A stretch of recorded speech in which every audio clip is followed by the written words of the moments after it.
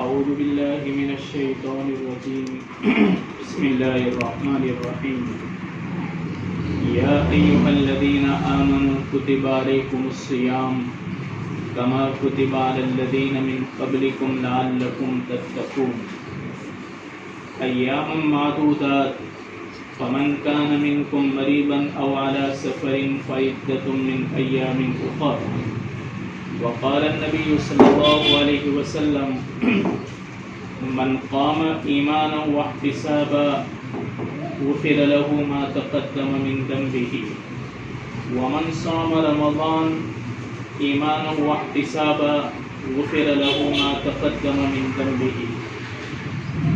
میری محترمہ مائیں اور بہنیں، اللہ نے ہم کو ایک عظیم مہینہ عطا فرمایا کہ جو مہینہ پہلی امتوں کو نہیں دیا گیا۔ موسیٰ علیہ السلام کی امت کے لیے رمضان نہیں تھا، عیسیٰ علیہ السلام کی امت کے لیے رمضان کا مہینہ نہیں تھا۔ رمضان کا مہینہ صرف اللہ کے حبیب کے صدقے میں اس امت کو اللہ نے دیا ہے۔ اگلی امتوں کے اوپر رمضان کے روزے نہیں تھے، مہینے میں 3 دن کے روزے یا پھر 10ویں محرم کا روزہ یا کوئی مہینے میں کوئی 1-2 دن کے روزے ان پر فرض تھے، مستقل ان کے اوپر کوئی پورا مہینہ رمضان کا نہیں تھا۔ ہمارے نبی دنیا میں تشریف لائے، آپ کے آنے کے بعد اس امت کو جو سب سے بڑا تحفہ دیا گیا وہ ایک نماز کا دیا گیا اور ایک رمضان کا دیا گیا۔ نماز جب دینی تھی اس امت کو، اللہ نے جبرائیل کو نہیں بھیجا، جبرائیل کے ذریعے نہیں بھیجا کہ جاؤ تم جاؤ اور میرے نبی کو 5 وقت کی نماز دے دو، جبرائیل کو نہیں بھیجا۔ اللہ نے جب نماز دینی تھی تو ہمارے نبی کو 7 آسمانوں کے اوپر بلایا، آپ کو معراج کرائی گئی، آپ کو مسجد الحرام یعنی مکہ سے بیت المقدس پہلے لے جایا گیا۔ بیت المقدس پہنچ کر کے آپ نے تمام نبیوں کو نماز پڑھائی، 2 رکعت نماز پڑھائی تمام نبیوں کو۔ آدم علیہ السلام سے لے کر کے عیسیٰ علیہ السلام تک کے 1.25 لاکھ نبی موجود تھے، تمام کی موجودگی میں آپ نے 2 رکعت نماز پڑھائی۔ اس کے بعد پھر جبرائیل علیہ السلام نے آپ کو براق پر بٹھایا، براق پر بٹھانے کے بعد پہلا آسمان، دوسرا، تیسرا، تمام آسمانوں کے دروازے کھولے گئے۔ ہر آسمان کے اوپر کسی نہ کسی نبی کی ملاقات ہوتی تھی۔ جب آپ 7ویں آسمان تک پہنچ گئے، اس کے بعد جبرائیل آپ کو لے کر کے سدرۃ المنتہا پر گئے۔ سدرۃ المنتہا کیا ہے؟ سدرۃ المنتہا کس کو کہتے ہیں؟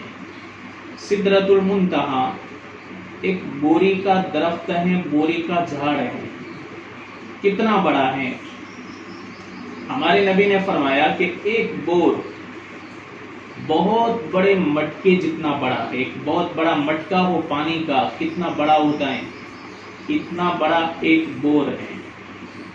اس کی ٹہنی اور اس کی ڈالی کتنی بڑی؟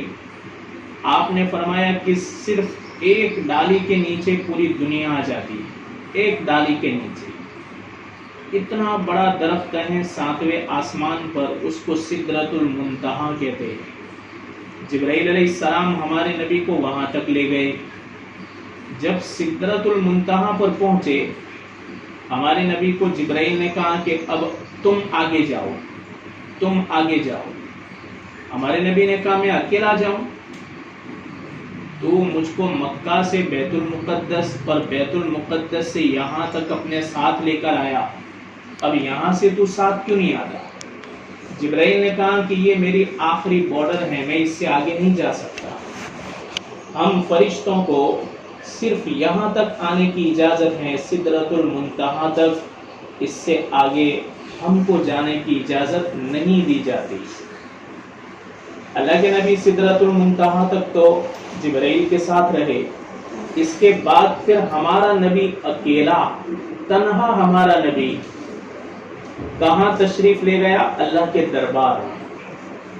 اللہ کے دربار میں جب آپ جانے لگے تو 1000 نور کے پردے ہٹتے گئے، ایک پردہ آیا نور کا ہٹا، آپ آگے بڑھے تو دوسرا پردہ، پھر آگے بڑھے تو تیسرا پردہ، 1000 نور کے پردے ہٹتے گئے، ہمارے نبی کہاں پہنچے؟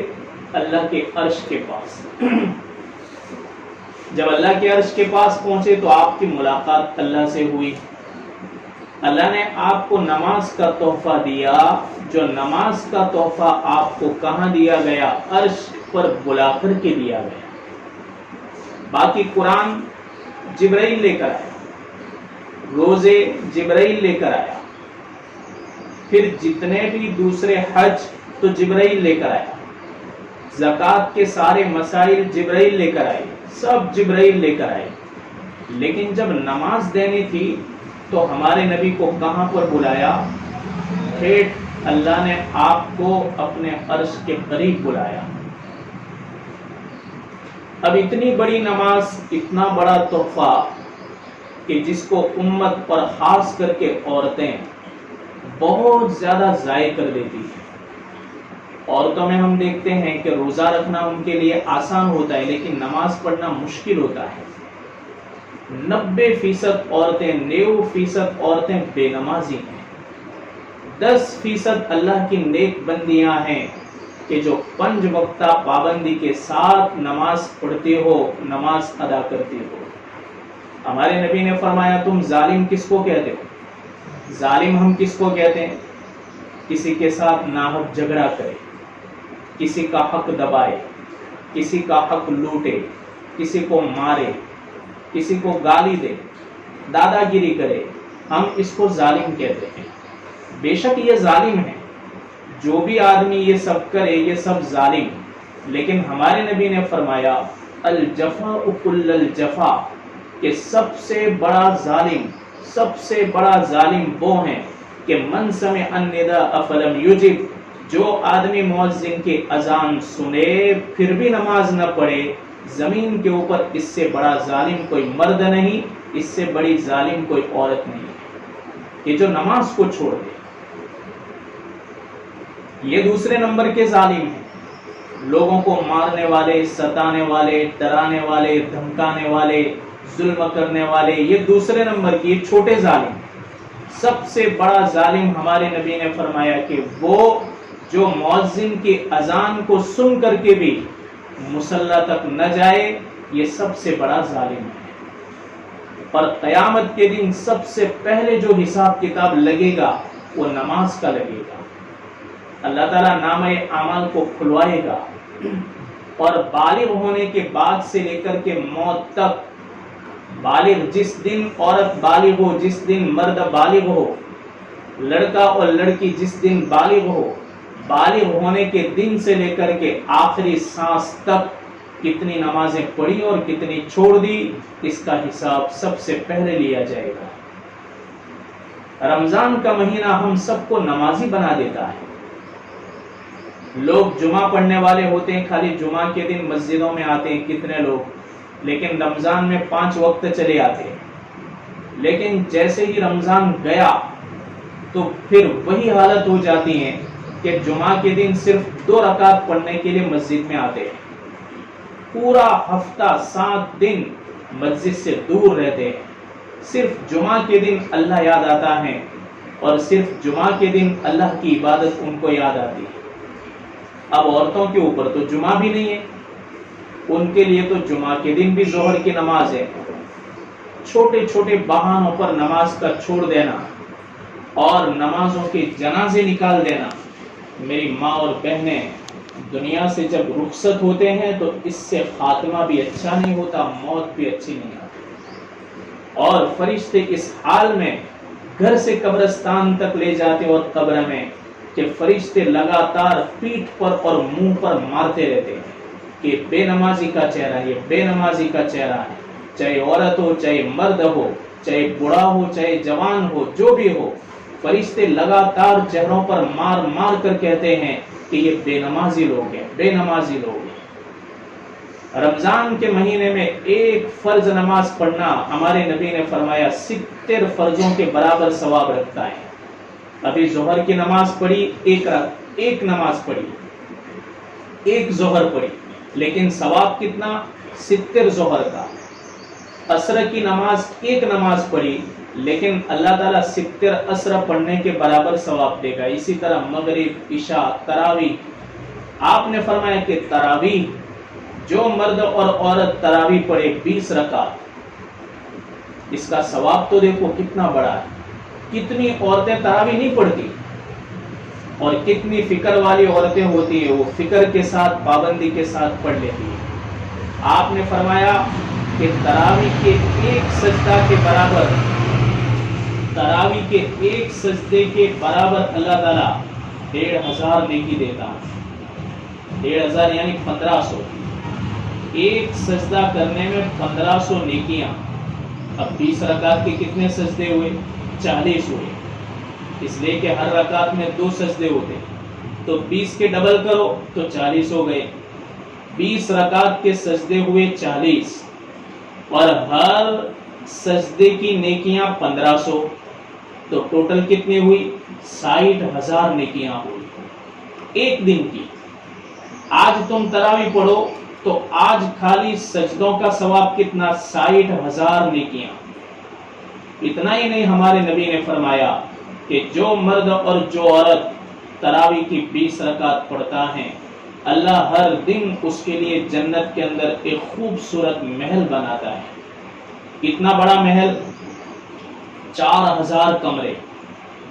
یہاں کوئی مکان 5-7 کمروں کا ہوتا ہے تو جہاز لگتا ہے، عورتیں کنٹار جاتی ہیں صفائی کرنے کی، وہاں صفائی نہیں کرنی۔ جنت کے اندر کوئی کچرا نہیں، جنت کے اندر کوئی ڈسٹ نہیں، جنت کے اندر کسی بھی قسم کی کوئی گندگی نہیں، جنت کے اندر کوئی چیز میلی نہیں ہوگی، جنت کے اندر کوئی چیز گندی نہیں ہوگی، کوئی چیز ناپاک نہیں ہوگی۔ کتنے کمرے؟ 4000 کمرے۔ دروازے کتنے؟ 40,000 دروازے۔ اللہ کے نبی نے فرمایا کہ ہر دن کی تراویح کے بدلے اللہ تعالیٰ ہر مومن مرد اور عورت کے لیے ایک محل تیار کر دیتا ہے۔ دوسرے دن تراویح پڑھی، دوسرا محل، تیسرے دن پڑھی، تیسرا محل۔ 30 روزوں کے اندر اگر 30 تراویح اللہ نے نصیب کی تو ایک مہینے کے اندر کتنا کام کروایا؟ 30 محل کا۔ کتنی دیر لگتی ہے تراویح میں؟ بہت طاقت کرو تو 1 کلاک، اور علم ترا میں تو اتنی زیادہ دیر نہیں لگتی۔ علم ترا والے تو 25 منٹ میں باہر پھرتے ہیں۔ اگر قرآن زیادہ پڑھے، 1 2 3 4 پارے ہو تو برابر ہیں، لیکن علم ترا میں تو 20 رکعت اس طرح پڑھ لیتے ہیں کہ ہم کبھی دیکھتے ہیں 25 منٹ میں تو لوگ باہر پھرتے ہو جاتے ہیں۔ عورتوں کو بھی زیادہ سے زیادہ پونا کلاک لگے گا علم ترا میں 20 رکعت پڑھنے میں۔ اس پر بھی اللہ نے یہ وعدہ کیا کہ ہر سجدے میں 1500 نیکی، اور ہر تراویح کے بدلے ایک بہت بڑا محل اللہ تعالیٰ بناتا ہے۔ اب دنیا کے اندر ایک چھوٹا مکان بھی بنانا ہوتا ہے تو 2-3 مہینے ویسے گزر جاتے ہیں۔ کتنے لوگ دھکے کھاتے ہیں، کتنے پریشان ہوتے ہیں، کتنی دوڑ دھوپ ہوتی ہے، اور یہاں اللہ فرشتوں سے بنواتا ہے، فرشتوں سے، فرشتے بناتے ہیں۔ یہاں تم نے پہلی رکعت شروع کی، تکبیر تحریمہ، نیت باندھی، 2 رکعت تراویح کی سنت، اللہ اکبر، یہ نیت ہوئی۔ یہاں پہلی رکعت میں نیت ہوئی، اور 20ویں رکعت کی سلام پھیری، ایک محل تیار، کروڑوں فرشتے کام میں لگتے ہیں۔ تو ایک فرض ادا کرو، 70 فرضوں کا ثواب، اور ایک دن کی تراویح پڑھو، ایک محل۔ اس کے علاوہ دوسرا بھی ایک محل بنتا ہے۔ آپ نے فرمایا جو کوئی مومن مرد اور عورت رات دن کی 12 رکعت سنت موقدہ پڑھے، سنت موقدہ تو پڑھنی پڑے گی، جیسے فجر کی 2 رکعتیں، ظہر میں 4 رکعت پہلے ہیں، پھر فرض کے بعد 2 رکعتیں، عصر میں تو 4 رکعت سنت غیر موقدہ، عشاء کے اندر ہیں، عشاء میں بھی ہم 2 رکعت پڑھتے ہیں.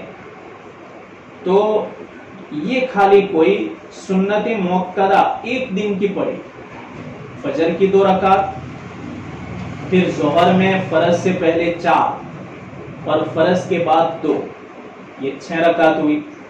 اس کے بعد پھر مغرب کے اندر 2 رکعتیں، عصر میں نہیں ہے. عصر میں 4 رکعت پڑھیں گے تو ثواب ملے گا، نہیں پڑھیں گے تو ثواب نہیں ملے گا. پھر مغرب کے اندر 3 رکعت فرض پڑھتے ہیں، 3 رکعت فرض کے بعد 2 رکعت سنت موقدہ ہیں، یہ پڑھنی پڑے گی، نہیں پڑھیں گے گناہ ہوگا. تو یہ ہوئی 10. پھر عشاء کے اندر 2 رکعت ہیں سنت موقدہ. عشاء میں 4 رکعت فرض سے پہلے تو 4 رکعت سنت غیر موقدہ، پڑھو تو ثواب، نہیں پڑھیں گے تو گناہ نہیں. پھر 4 رکعت فرض پڑھنے کے بعد 2 رکعت سنت موقدہ ہیں، اس کے بعد 3 رکعت ہم وتر پڑھتے ہیں. اب یہ رات دن کی کتنی سنت موقدہ ہوئی؟ 12 رکعت. آپ نے فرمایا جو کوئی مومن مرد اور عورت 12 رکعت سنت موقدہ پڑھے، اللہ ان کے لیے جنت کے اندر بہترین سرخ کلر کا پتھر ہے، سرخ یعنی لال سے بھی کم، سرخ کلر کے پتھر کا ایک محل بناتا ہے. اس کے کمرے کتنے؟ اس کے 4000 نہیں، اس کے 40,000 کمرے ہوتے ہیں. تو آپ میں اتنی طاقت ہے کہ ہر دن تم 2 محل بنا سکتے ہو. ہر دن ایک تو تراویح کی 20 رکعت اور ایک سنت موقدہ 12 رکعت. ہر دن ہر مومن اور مرد جب کبھی بھی یہ نمازیں پڑھ لیں گے، اللہ تبارک و تعالیٰ ان کے لیے ہر دن 2 محل تیار کرے گا. اب پوری زندگی موت تک اگر یہ پابندی رہی تو ہم اپنی جنت کو کتنی آباد کر سکتے ہیں، کتنی جنت آباد ہوگی. اللہ تعالیٰ ایک ادنا جنتی ہیں، ادنا جنتی.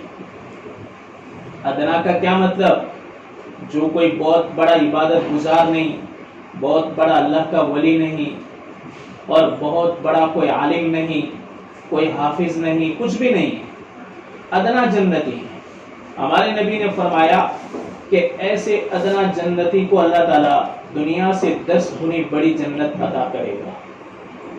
اور اللہ تعالیٰ جب ان کو اپنا دیدار کرائے گا دار السلام کے اندر، جنت کے اندر ایک جگہ ہے جس کا نام ہے دار السلام.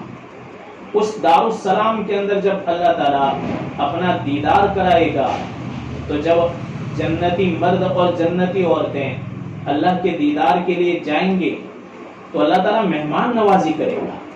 اللہ کیا فرمائے گا؟ میری بندیوں آؤ، تم بہت تھک کر آئی ہو، اتنی تھک گئی ہو کہ عصر اور مغرب کے درمیان تو تمہارا کھانے میں ہی وقت چلا جاتا تھا. ہم اس وقت کا اہتمام کریں. اس وقت کو ہماری عورتیں بہت ضائع کر دیتی ہیں. میری ماں اور بہنیں پورے دن کے اندر سب سے قیمتی اگر کوئی وقت ہے جس میں کوئی دعا رد نہیں ہوتی، ہر دعا قبول ہوتی ہیں، وہ صرف کون سا وقت ہے؟ مغرب کا وقت. مغرب سے کچھ پہلے 10-15 منٹ پہلے اپنے آپ کو فارغ کریں اور اس وقت میں ہم خوب گریہ وزاری کر کے اللہ سے مانگیں. اپنے لیے بھی مانگیں، اپنے مرحوم ماں باپ کے لیے بھی مانگیں، اپنے رشتہ داروں کے لیے بھی مانگیں. اس لیے کہ قبرستان میں جو پہنچ گیا وہ ایک سبحان اللہ کا محتاج ہو گیا، اب وہ فقیر بن گئے. ایک مرتبہ اگر سبحان اللہ بھی وہ کہیں تو ثواب نہیں ملے گا. ثواب کہاں پر ہے؟ دنیا میں، قبر میں نہیں. اگر اللہ نے کسی بندے کو اور بندی کو قبر کے اندر نماز پڑھنے کی بھی توفیق دی تو کوئی ثواب نہیں. اگر قبر کے اندر کسی کو قیامت تک قرآن پڑھنے کی توفیق مل گئی تو کوئی ثواب نہیں. ثواب کہاں پر ہے؟ مرنے سے پہلے. آنکھ بند ہو گئی، قبر میں چلے گئے، قبر میں تم لاکھ عبادت کرو، ایک نیکی نہیں دی جائے گی. اس لیے قبرستان والے بہت محتاج ہوتے ہیں، بیچارے ہر دن انتظار کرتے ہیں کہ کوئی ہمارے جان پہچان والے، ہمارے رشتہ دار ہمارے لیے کچھ بھیجتے ہیں. جب کوئی رشتہ دار ان کو بھیجتا ہے تو اتنے خوش ہوتے ہیں، ان کا عید کا دن ہوتا ہے. اور جن مردوں کو کوئی بھیجنے والا نہیں ہوتا، وہ بیچارے بڑے غمگین ہوتے ہیں۔ جو خوش ہوتے ہیں ان کو پوچھتے ہیں کہ تم کیوں خوش ہو؟ تو وہ کہتے ہیں دیکھو ہمارے رشتہ داروں نے ہمارے لیے اِسارِ ثواب کیا، ہمارے حق میں قرآن پڑھا، ہمارے حق میں دعائیں کی، ہمارے لیے استغفار کیا، اور ہمارے نام پر انہوں نے اللہ کے راستے میں خرچ کیا، تو ہمارے لیے اللہ نے خوشی کا دن دیا۔ وہ بیچارے غمگین ہوتے ہیں کہ جن کو مرنے کے بعد ان کو قبر میں ایثار ثواب کرنے والا کوئی نہیں ہوتا۔ ہم تو قبرستان میں کتنی قبروں کو ایسا بھی دیکھتے ہیں کہ جن کی قبروں کے اوپر کھڑا رہ کر کے کوئی سورہ فاتحہ پڑھنے والا نہیں ہوتا، ایک مرتبہ کوئی سورہ فاتحہ نہیں پڑھتا۔ کبھی رحم آتا ہے یا اللہ ان قبروں پر کوئی رشتہ دار ہی نہیں کہ جو قبروں کے اوپر آ کر کے سورہ فاتحہ پڑھے اور ان قبروں پر آ کر سورہ اخلاص پڑھے، کوئی ایسا ہے ہی نہیں کہ ان کے قبروں پر آ کر کے دعا اور استغفار کرے، کوئی ایسا نہیں ہوتا۔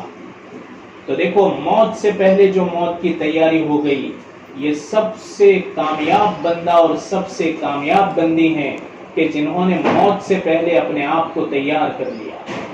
باقی مرنے کے بعد لوگ بھول جاتے ہیں، مرنے کے بعد لوگ اپنے دماغ سے نکال دیتے ہیں کہ ان کی قبروں کے اوپر جا کر کے کوئی فاتحہ خوانی کرنے والا نہیں ہوگا۔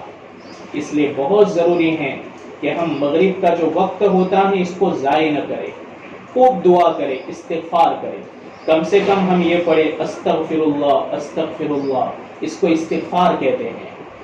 یا کیا پڑھے استغفر اللہ ربی من کل ذنب واتوب الیہ، یا پڑھنا ہو تو یہ بھی پڑھ سکتے ہیں استغفر اللہ الذی لا الہ الا هو الحی القیوم واتوب الیہ، یہ پڑھے۔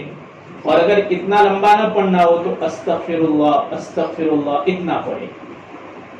حضرت عائشہ رضی اللہ تعالی عنہا اللہ کے نبی سے پوچھ رہی ہیں کہ یا رسول اللہ صلی اللہ علیہ وسلم، رمضان میں کیا پڑھوں اور خاص کر مغرب کے وقت کیا پڑھوں؟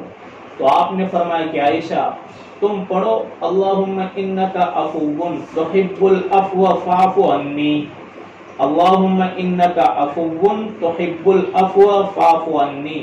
جب تو یہ پڑھے گی اللہ تعالیٰ تیرے سارے گناہوں کو معاف کر دے گا، اللہ تیری مغفرت کرے گا اور اللہ تجھ سے درگزر کرے گا۔ یہ حضرت عائشہ ہمارے نبی سے پوچھ رہی ہیں، ہمارے نبی نے فرمایا ہم اپنے وقت کو ضائع نہ کریں۔ کچھ لوگ ایسے ہوتے ہیں جن کا پورا روزہ سونے میں ہی چلا جاتا ہے۔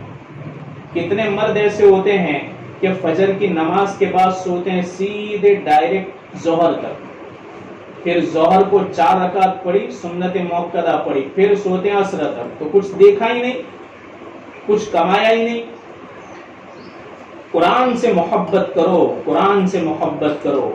جس گھر کے اندر قرآن زندہ ہوتا ہے اللہ تعالیٰ ہر قسم کی بلاؤں، مصیبتوں اور آفات کو دور کر دیتا ہے، بیماریوں کو ختم کر دیتا ہے۔ آج ہمارے گھروں میں پریشانیاں کیوں ہیں؟ کیوں پریشانیاں اس وجہ سے ہیں کہ ہمارے گھروں کے اندر نماز زندہ نہیں، ہمارے گھروں کے اندر ذکر اور تلاوت زندہ نہیں، ہمارے گھروں کے اندر تسبیح زندہ نہیں۔ جب ہمارے گھروں کے اندر یہ ہوگا ہی نہیں تو پھر شیطان کا قبضہ ہوگا، اور جس گھر کے اندر شیطان کا قبضہ ہوگا وہاں ہر قسم کی مصیبتیں آئیں گی اور ہر قسم کی بیماریاں آئیں گی اور ہر قسم کی تکلیفیں آئیں گی۔ اس لیے ہم اپنے گھر کے اندر قرآن کو زندہ کریں۔ کتنی ایسی جوان بیٹیاں ہیں کہ ہر تیسرے دن پر قرآن کو پورا کر لیتی ہیں۔ بڑی خوش قسمت ہیں وہ نوجوان بیٹیاں کہ جن کی جوانی قرآن میں گزرتی ہیں، جن کی جوانی نماز کے اندر گزرتی ہیں اور جن کی جوانی اللہ کے احکام کو ادا کرنے میں گزرتی ہے۔ کتنی خوش قسمت یہ بیٹیاں ہیں ماؤں کی کہ وہ ہر تیسرے دن پر قرآن کو پورا کر لیتی ہیں، ہر دن 10 پارے پڑھتی ہیں اور پورے رمضان کے اندر مکمل 10 قرآن کر لیتی ہیں۔ اور بعض ایسی جوان بیٹیاں ہیں کہ پورا مہینہ اعتکاف کرتی ہیں اور پورا مہینہ اپنے گھر کے کمرے میں رہ کر کے، کوٹھی کے اندر رہ کر کے اللہ کی عبادت کر کے گزار دیتی ہے۔ اللہ تعالیٰ قیامت کے دن جب اپنا دیدار کرائے گا تو ایسی عورتوں سے فرمائے گا کہ میری بندیوں، تم نے اپنے آپ کو تھکایا، گھروں کے کام کاج کے باوجود تم نے اپنے شوہر، اپنے بچوں، اپنی بچیوں کا بھی حق ادا کیا اور ساتھ ساتھ میں اپنے خالق اور مالک کا بھی حق ادا کیا، یعنی اللہ کا بھی حق ادا کیا۔ ہمارے نبی نے فرمایا کہ ایسے ادنا جنتی کے لیے اللہ جب ان کی مہمان نوازی کرے گا تو ایک ادنا جنتی عورت اور مرد کے سامنے اللہ کی مہمان نوازی اللہ جیسی، بڑا بادشاہ ہو تو اس کی مہمان نوازی بادشاہ جیسی ہو، مالدار ہیں تو مالدار جیسی، درمیانی ہیں تو اس کے جیسی، غریب ہیں تو اس کے جیسی۔ اب اللہ کی مہمان نوازی کیسے ہوگی؟ آپ نے فرمایا کہ ادنا عورت اور ادنا مرد کے سامنے فرشتے 70,000 پلیٹ رکھیں گے۔ کتنی؟ 70,000۔ اب 70,000 پلیٹ میں کیا؟ ایسا نہیں ہوگا کہ 1,000 پلیٹ میں تو چاول ہی چاول ہیں، 1,000 پلیٹ کے اندر خالی روٹی ہی روٹی ہیں۔ ہمارے نبی نے فرمایا 70,000 پلیٹ میں کوئی پلیٹ ڈبل ایسی نہیں ہوگی کہ ایک جیسی چیز 2 پلیٹ کے اندر ہو۔ اب 70,000 چیزیں کیا ہوگی؟ یہاں تو 10 چیزوں کے اوپر سب پورا ہو جاتا ہے۔ تو ہمارے ان روزوں کے بدلے انعام ہے، ہمارے روزوں کے بدلے اللہ کیا فرماتا ہے؟ میرے بندے اور میری بندی تم بھوکے رہ کر آئے؟ یہاں تو کوئی بھوکا نہیں رہتا۔ رمضان تو الٹا کھانے کا مہینہ بن جاتا ہے لوگوں کا، کہ اور 11 مہینوں کے اندر جتنا نہیں کھاتے اتنے رمضان کے اندر کھا لیتے ہیں، حالانکہ یہ مہینہ بھوک اور پیاس کا ہے۔ آپ نے فرمایا کہ اس مہینے کے اندر اپنی ذات کو پاک کرو۔ رمضان کا روزہ ہمارے بدن کی زکوٰۃ ہے۔ زکوٰۃ سے کیا ہوتا ہے؟ مال جو ہوتا ہے، مال اس میں جو ناپاکی ہوتی ہے، زکوٰۃ مال کو پاک کر دیتا ہے۔ اسی طرح رمضان کے روزے ہمارے بدن کو پاک کر دیتے ہیں، ظاہری اور باطنی۔ ظاہر سے بھی پاک کرتے ہیں، اندر سے بھی، دل سے بھی پاک کر دیتے ہیں۔ انسان کا دل اور دماغ پاک ہو جاتا ہے اور روزوں کی وجہ سے اللہ کا بندہ اور بندی متقی اور پرہیزگار بن جاتے ہیں۔ تو آپ نے فرمایا کہ جنت کے اندر اللہ تعالیٰ روزے داروں کی مہمان نوازی کرے گا۔ کیسے کرے گا؟ ادنا جنتی، ادنا کوئی نبی نہیں، کوئی ولی نہیں، کوئی بہت بڑا بزرگ نہیں، ادنا جنتی کی مہمان نوازی اتنی بڑی ہے کہ رمضان کے روزوں کے بدلے اس کے سامنے 70,000 پلیٹ لگائی جائے گی۔ اللہ کہاں بٹھائے گا ایسی عورتوں کو اور مردوں کو؟ نور کے منبر پر، سونے کی کرسیوں پر اور چاندی کے تخت اور تاج پر ان کو بٹھائے گا۔ اور ایک بادل آئے گا، جیسے بادل آتا ہے تو پانی برستا ہے، لیکن اس بادل کے اندر اللہ تعالیٰ خوشبو رکھے گا اور پورا بادل خوشبوؤں سے بھرا ہوگا، مشک عنبر سے۔ مشک عنبر دنیا کی سب سے بہترین اگر کوئی خوشبو ہے تو مشک عنبر ہے، دنیا کی سب سے مہنگی اگر کوئی خوشبو ہے تو مشک عنبر ہے۔ ہمارے نبی نے فرمایا وہ پورا بادل پانی سے بھرا ہوا نہیں ہوگا، وہ مشک عنبر سے بھرا ہوا ہوگا۔ جب نیچے جنتی بیٹھے ہوں گے، جنتی مرد اور جنتی عورتیں، اللہ تعالیٰ بادل کو کہے گا کہ چلو برس، تو بادل برسے گا، جنتی مردوں اور عورتوں کے اوپر مشک عنبر کی بارش ہوگی، وہ بارش برسائے گا۔ اللہ تعالیٰ اس بارش کی وجہ سے، حدیث میں آتا ہے ہمارے نبی نے فرمایا کہ جب وہ بارش جنتی مردوں اور عورتوں کے چہروں پر پڑے گی، اللہ تعالیٰ یہ دنیا کی عورتوں کا حسن 70,000 درجہ بڑھا دے گا۔ 1 درجہ 2 درجہ نہیں، 1,000 درجہ نہیں، 70,000 درجہ بڑھا دے گا جنتی عورتوں کے حسن کو اور ان کی جوانی کو۔ اللہ سب کو جوان کر دے گا اور ان کے حسن کو 70,000 درجہ بڑھا دے گا۔ یہ بدلہ کس کا ہے؟ روزے کا۔ یہ بدلہ کس کا ہے؟ تراویح کا۔ یہ بدلہ کس کا ہے؟ رمضان کی نمازوں کا۔ یہ بدلہ کس کا؟ رمضان کے صبر کا۔ یہ بدلہ کس کا ہے؟ رمضان کے اندر اللہ کی غریب مخلوق کے اوپر مہربانی اور شفقت کرنے کا۔ یہ سارا بدلہ اللہ دے رہا ہے رمضان کی نسبت سے اور رمضان کے صدقے تحفے۔ ہمارے لیے بہت ضروری ہے کہ ہم ان انعام کو سامنے رکھیں کہ اللہ تعالیٰ نے کتنا بڑا انعام رکھا ہے، ہم کو ان وعدوں پر یقین ہے۔ ہمارے نبی نے فرمایا کہ کچھ محل ایسے اللہ نے بنائے کہ وہ جنت کے اندر اڑتے ہیں، ہوا کے اندر، جس طرح ہوائی جہاز اڑتا ہے اس طرح وہ وہاں جنت کے اندر بڑے بڑے محل اڑتے ہیں۔ جنتی اندر بیٹھیں گے، جنتی عورتیں بیٹھیں گی، جنتی مرد، وہ چاہیں گے کہ میں اپنی پوری جنت کو دیکھوں، پوری جنت کو دیکھوں۔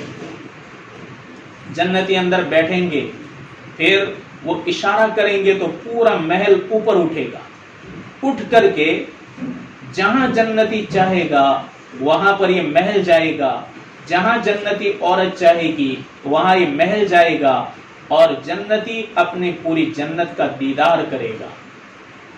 کچھ محل ایسے ہیں کہ جو صرف خالی کانچ کے بنے ہوئے، کانچ کے۔ کانچ کیسا؟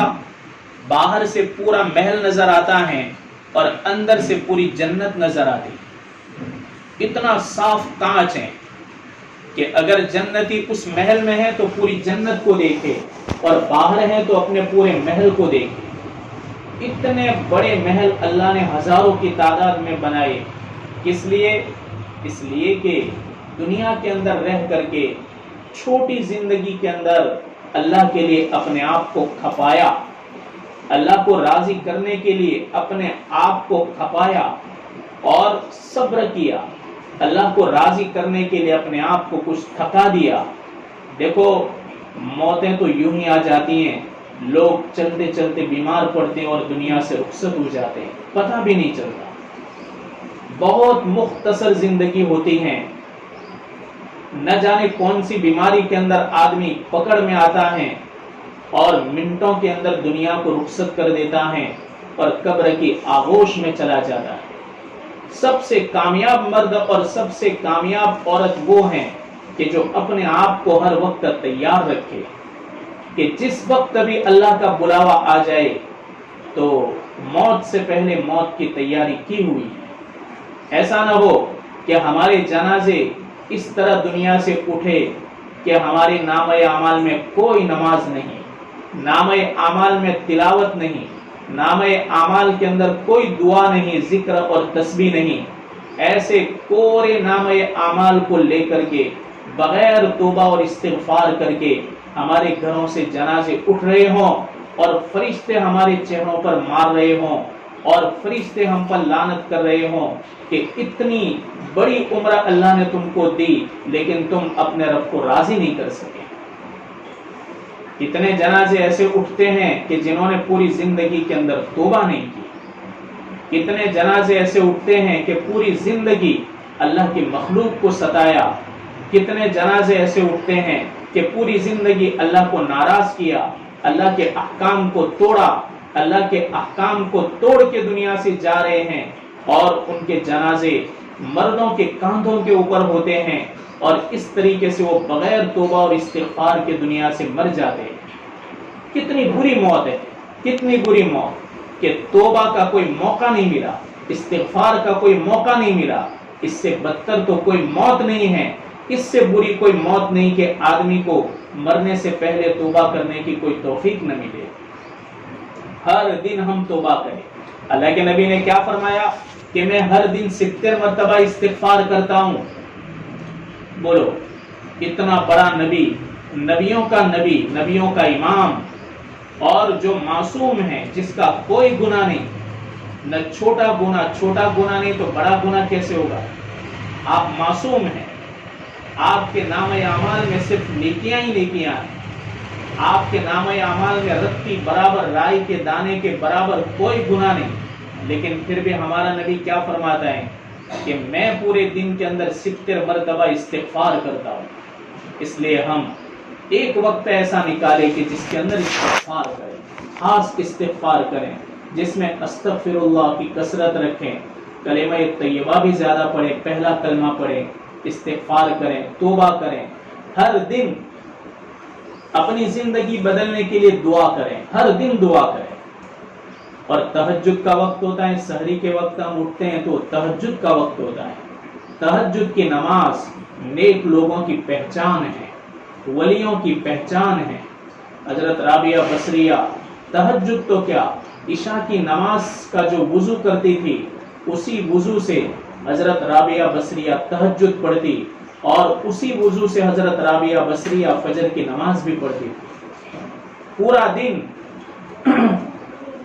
ان کے شوہر کا بھی حق ادا کرتی، بعد میں بیوہ ہوئی، اور رات کے وقت اللہ کا حق ادا کرتی۔ ہمیں اتنی بڑی تو عبادت نہیں کرنی ہے، لیکن کم سے کم ہم رمضان کے اندر سحری کے وقت اٹھتے ہیں تو تہجد کا وقت ہوتا ہے، تو ہم کو تہجد کی 4 رکعت پڑھ لینی چاہیے، 2 رکعت پڑھنی چاہیے، 4 رکعت پڑھنی چاہیے۔ ہمارے نبی نے فرمایا کہ جو مرد اور جو عورت تہجد کی 2 رکعت یا 4 رکعت پڑھ لے، اللہ تعالیٰ اس کے سارے گناہوں کو معاف کر دیتا ہے۔ اس لیے ہم اس وقت کو بہت غنیمت سمجھیں۔ ویسے 11 مہینے میں تو نہیں اٹھ سکتے تہجد کے وقت، کم سے کم رمضان میں تہجد ملتے ہیں سحری کی برکت سے، تو وہ وقت بڑا اچھا ہوتا ہے دعا کے لیے بھی، تہجد کے لیے بھی۔ مغرب سے پہلے کا وقت، عصر اور مغرب کے بیچ میں جلدی کام کاج سے فارغ ہونا چاہیے، اور مغرب سے پہلے دعاؤں کے اندر لگ جانا چاہیے، استغفار کے اندر لگ جانا چاہیے، اور تسبیح کے اندر لگنا چاہیے۔ 1 مہینہ تھکنا ہوتا ہے، زیادہ نہیں، 1 مہینہ۔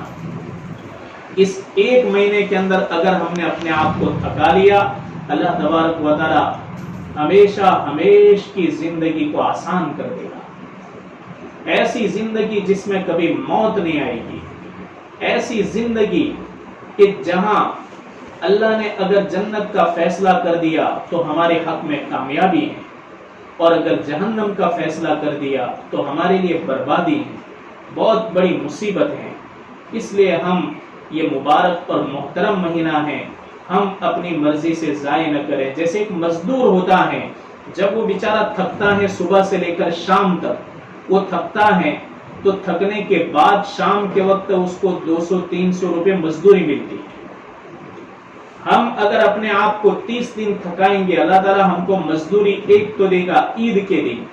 عید کے دن کیا مزدوری دیتا ہے اللہ فرشتوں کو کہتا ہے کہ فرشتوں گواہ رہو، تم گواہ رہو، میں نے میرے ان بندوں اور میری ان بندیوں کو معاف کر دیا رمضان کے روزوں اور تراویح کی وجہ سے۔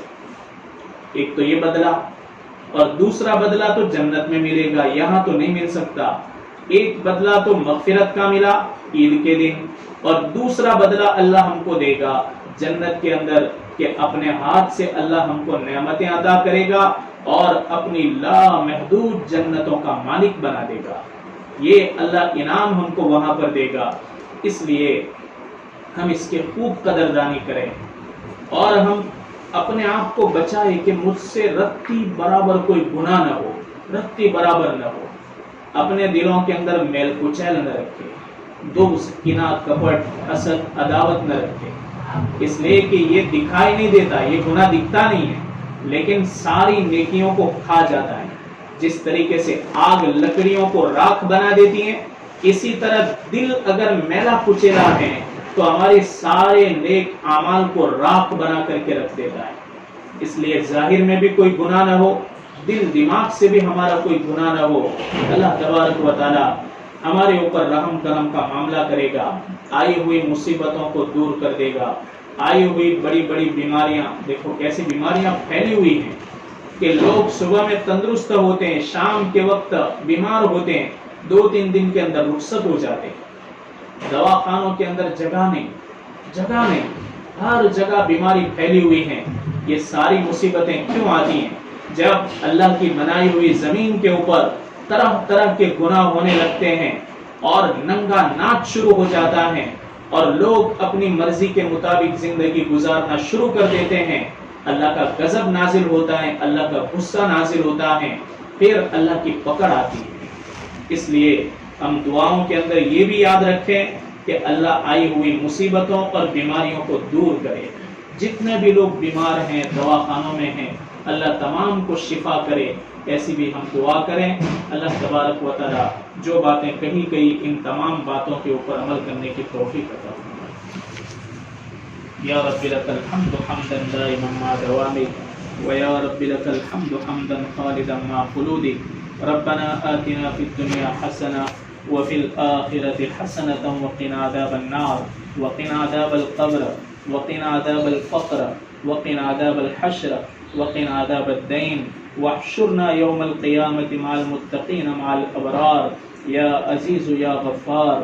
اللهم إنا نسألك إيمانا كاملا ويقينا صادقا وعلما نافعا وعملا متقبلا ورزقا حلالا طيبا واسعا وشفاء من كل داء.